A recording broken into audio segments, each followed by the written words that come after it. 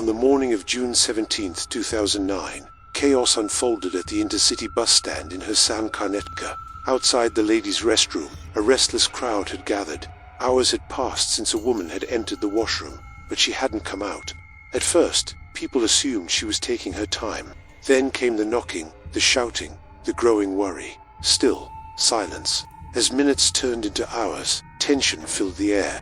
Eventually, someone called the local police. 2 female constables arrived and tried to get a response. But when even they were met with nothing but eerie quiet, they decided to break open the door. The moment the lock snapped and the door swung open, a horrifying sight froze everyone in place.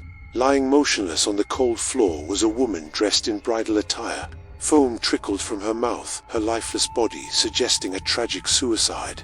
But something about the scene felt off. Too neat, too similar, too practiced. Investigators soon realized a terrifying pattern.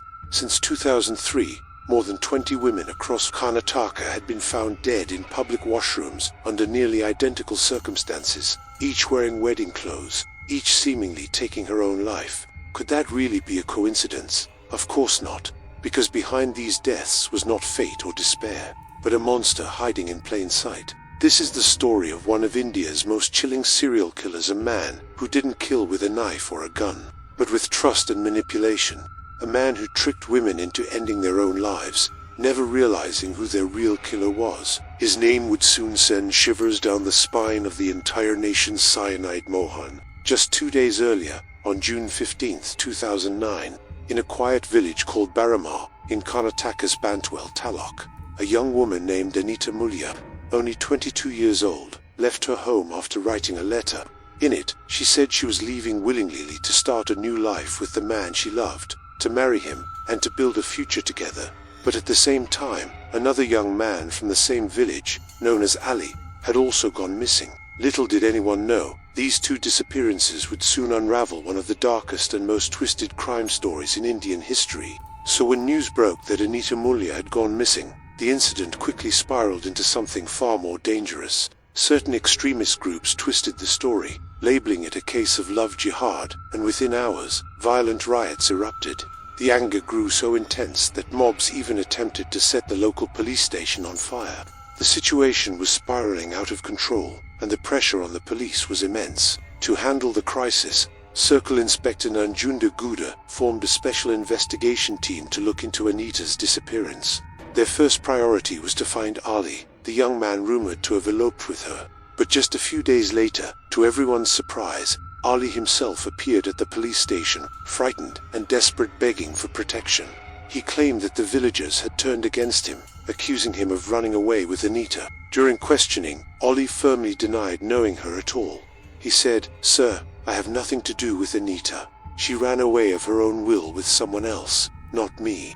I was out of the village that day for personal work. By the time I came back, the rumors had already spread." The police initially suspected him, but Ali had strong evidence to support his alibi, proof that he wasn't even in Barimar when Anita vanished. After verifying his statements, investigators realized he was likely innocent. Still searching for answers, the Bantwal police circulated Anita's photograph and details to police stations across Karnataka. Days later, a call came from Hassan, about 107 kilometers away.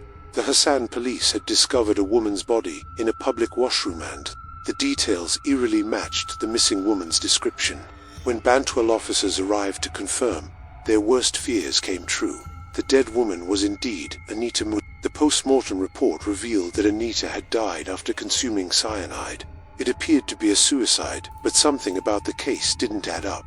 Why would a young woman travel over 100 kilometers from home just to end her life in a random public restroom? Nothing about it made sense. The investigators could feel it in their guts. This was no ordinary suicide. With Anita's death confirmed, the investigation reached a dead end. The police had no leads, no witnesses, no suspects, and no clue why she had traveled over 100 kilometers just to die. Desperate for answers, investigators decided to trace Anita's call records, hoping her phone data might reveal something.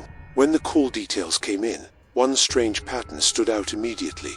In the final hours before her death, Anita had spent almost the entire day speaking to a woman named Kaveri. The conversations weren't casual, they were long, frequent, and intimate. almost like those between two lovers. This instantly caught the officer's attention. Who was Kavari, and what was her connection to Anita? The police pulled up Kavari's records and tried calling her several times, but every attempt ended the same way. The number you are trying to reach is currently not reachable. Please try again later. Suspicious, the investigators dug deeper and traced Kavari's family. When they finally met her relatives, the truth shocked them. Kavari herself had been missing since March 17, 2009, nearly 3 months before Anita's death. The discovery left everyone baffled. How could Anita have been talking for hours with a woman who had already disappeared? What kind of connection tied these two women together? Determined to find answers, the police pulled Kavari's phone records as well. Once again, a pattern emerged. Kavari had spent hours talking to 2 other women, Vinitha from Putta and Pushpa from Kasaragd. Both phone numbers were active months ago, but when officers tracked them down, they discovered a chilling truth. Both women were also missing. As the police continued tracing each woman's last calls, they noticed something horrifying. Every missing woman seemed to be connected through a network of similar numbers, and in many cases, their bodies had been found in public washrooms across Karnataka under the same mysterious conditions as Anita. By now, more than 20 women had vanished or died in exactly the same way. The similarities were too precise to ignore. Every woman had last spoken to someone claiming to be a friend or a helper. Every one of them had traveled far from home, and every body was discovered with traces of cyanide.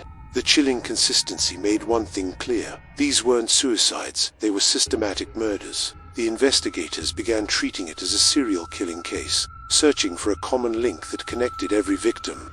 Then came the breakthrough. When the cyber team analyzed all the phone numbers, they found that each had been accessed at some point from the same IMEI number, meaning the same mobile device had been used for all these conversations. That was the key. The team traced the IMEI signal and finally tracked its location to a small village near Mangaluru called Durlakot. Acting swiftly, the police assembled a special team and raided the spot. When they arrived, they found the phone, but, to their surprise, it wasn't with a suspect. It was in the hands of a young boy. When the officers asked, "Is this phone yours?" the boy nervously shook his head and said, "No, sir, this phone isn't mine." And that one answer would open the door to the dark truth behind the cyanide murders. When the boy was asked whose phone it was, his answer sent a ripple through the investigation. "This phone isn't mine, sir," he said quietly. "It belongs to my uncle, Mohan Kumar Vivekananda." For the first time, police had a potential Nema prime suspect in a string of mysterious deaths, but no solid evidence yet to prove his connection. Determined, investigators began to dig deep into Mohan's background, hoping to uncover who this man really was. Mohan Kumar Vivekananda was born in 1963 in a small village called Kanyana in Karnataka. He came from a poor family, but he was bright, disciplined, and ambitious. Academically gifted, he worked hard, eventually completing his Bachelor of Arts degree from the Uppanangadi, first-grade college. Soon after, he landed his first government job as a primary school teacher in Dakshina Kannada. To the outside world, Mohan was a respected man, calm, soft-spoken, and trustworthy. His personal life, however, was more complicated. Mohan's first marriage was to one of his former students, a young woman named Mary. The marriage didn't last long. After their separation, he married again, this time to a woman named Manjula, with whom he had 2 children. By all appearances, Mohan was a normal, family-oriented man, a teacher, a husband, a father. There was no sign of criminal behavior, no record, nothing to raise suspicion. But behind that mask of respectability, the police were beginning to suspect something far more sinister. They started by monitoring his phone, activities tracking every call, every number he dialed, every conversation he had. After a few days of observation, a disturbing pattern began to emerge. Mohan was spending hours on the phone with a woman named Sumitra. The frequency, tone, and duration of their calls were strikingly similar to those between the previous victims and their mysterious caller before their deaths. The police immediately traced Sumitra's details and decided to visit her. When they arrived and asked if she knew a man named Mohan Kumar, she shook her head. "No, I don't know anyone by that name," she said. But when the officers showed her Mohan's photograph, her face turned pale. Her hands trembled as she whispered, "I know this man, but that's not his name."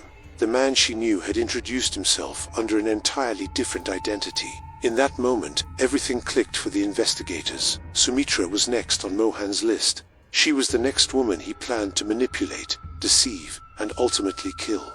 Without wasting a second, the police told her the truth, who Mohan really was, and what he had done to more than 20 other innocent women. Horrified, Sumitra was terrified to even speak his name. At first, she refused to cooperate. Fear had gripped her completely.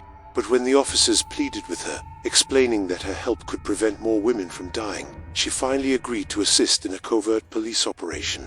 The plan was simple but dangerous. Sumitra would continue to talk to Mohan exactly as before, pretending to trust him, while the police secretly monitored every move. They promised her full protection. Officers would be stationed nearby, listening to her calls, watching from a distance, ready to intervene at the first sign of danger. Following police instructions, Sumitra began playing her part perfectly.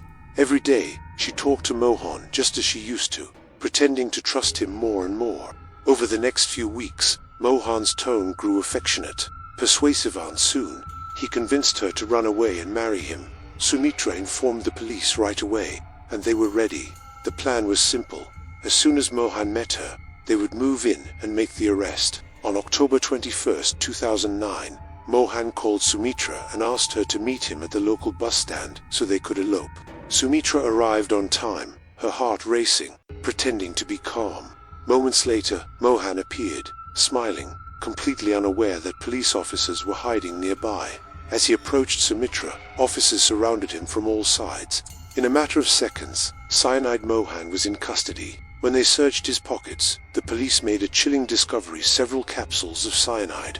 It was the concrete evidence they needed to connect him to the string of mysterious deaths across Karnataka. Mohan Kumar Vivekananda, once a mild-mannered school teacher, was now unmasked as one of India's most manipulative serial killers. Investigations revealed Mohan's horrifying pattern.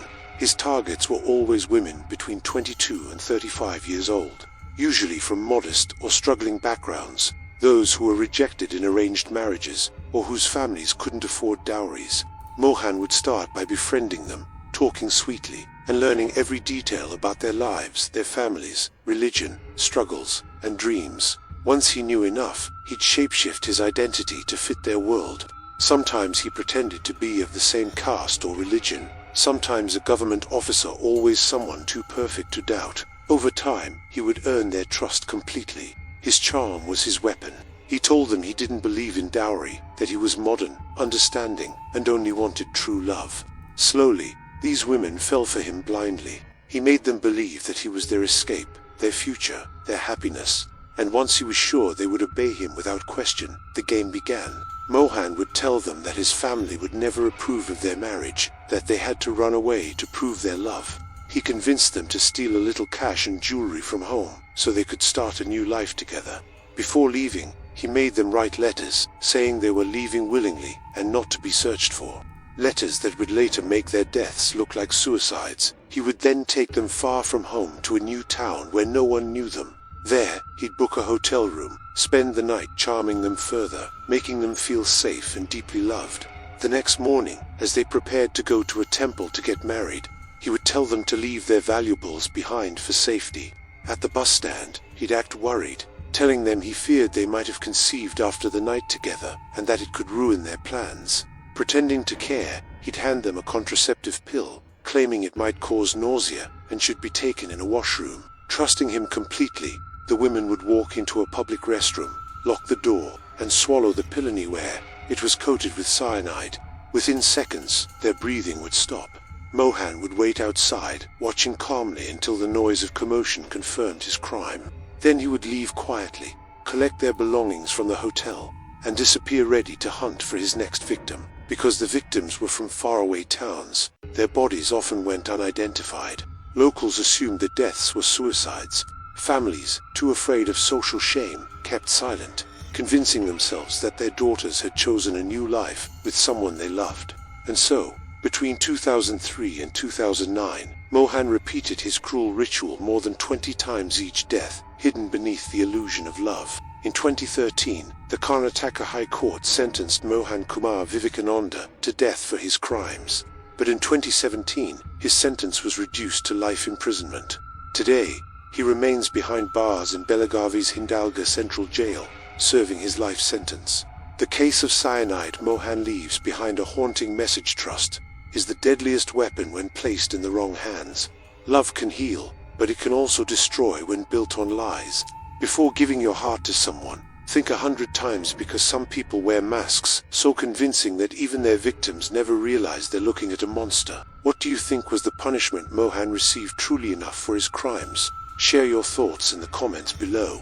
And if you love uncovering real-life mysteries like this, make sure to hit that subscribe button for more true crime documentaries every week.